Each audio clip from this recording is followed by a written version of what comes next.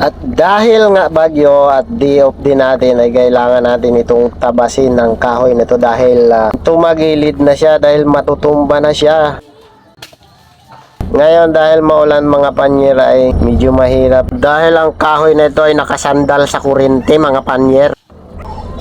At hindi nga talaga natin maiwasan mga panyer at ito na nga nakuryente na tayo. Ayan o mga panyer, pagkahulog sa kuryente mga panyer, hinila ko siya dahil tumungtong na ito sa wire mga panyer. At paghawak ko ay ito na agay sakit mga panyer. Dahil nga makulit tayo mga panyer at hindi talaga natin tinigilan hanggat hindi natin natatanggal itong nakatungtong sa wire na ito mga panyer. At ito na nga uulitin ko pa talaga mga panyer.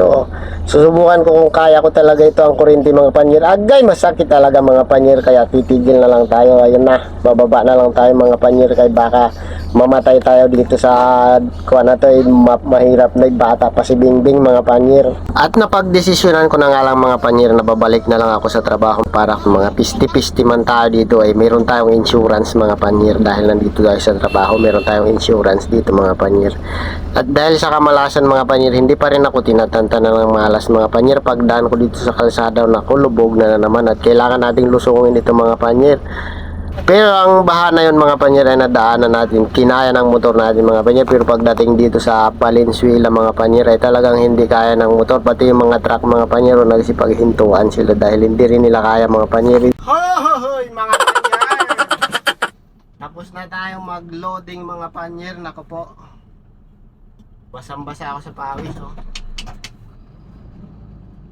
Banti natin doon sa barracks pag ano muna tayo saing bago tayo bumiyahe para mamaya ready tayo mga panyer sa anumang pangyayari.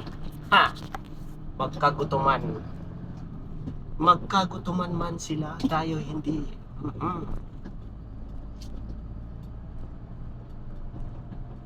Tayo nakatanggal ng mga purloloy mga panyer. Tayo magsasaing muna.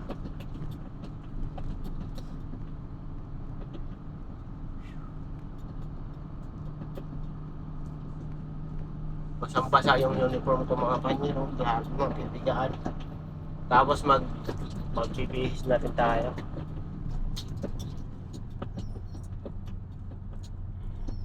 Sus, may nakaparada ba dito sa ano?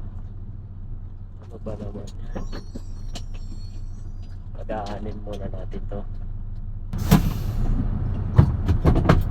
Magsaing muna tayo mga panyer. Tanggal muna tayo ng ating dahil samok-samok lang ito mga panyer. Uy, mabigat sa katawan.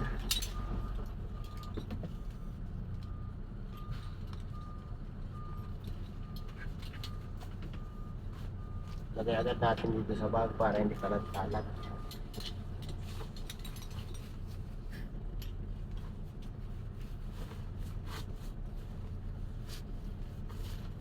Tak. Tanggal na agad tayong uniform.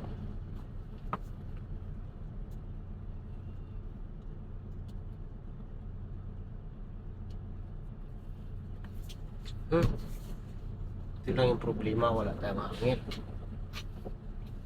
Isang piraso pala meron dito sa tropa natin.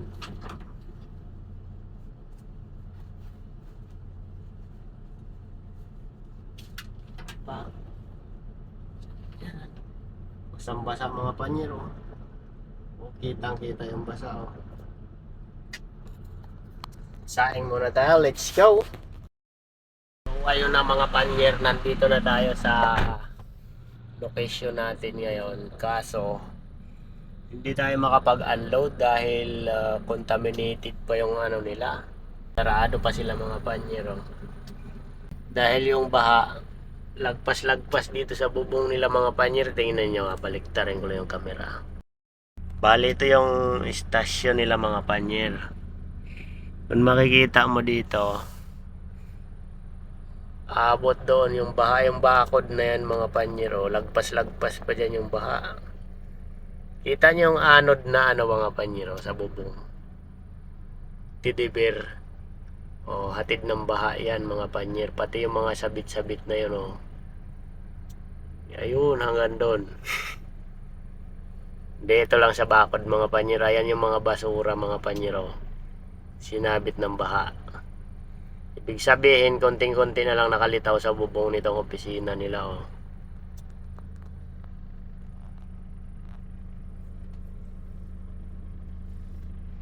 Kaya ang puno ng tubig. Balik lang din tayo nito ngayon.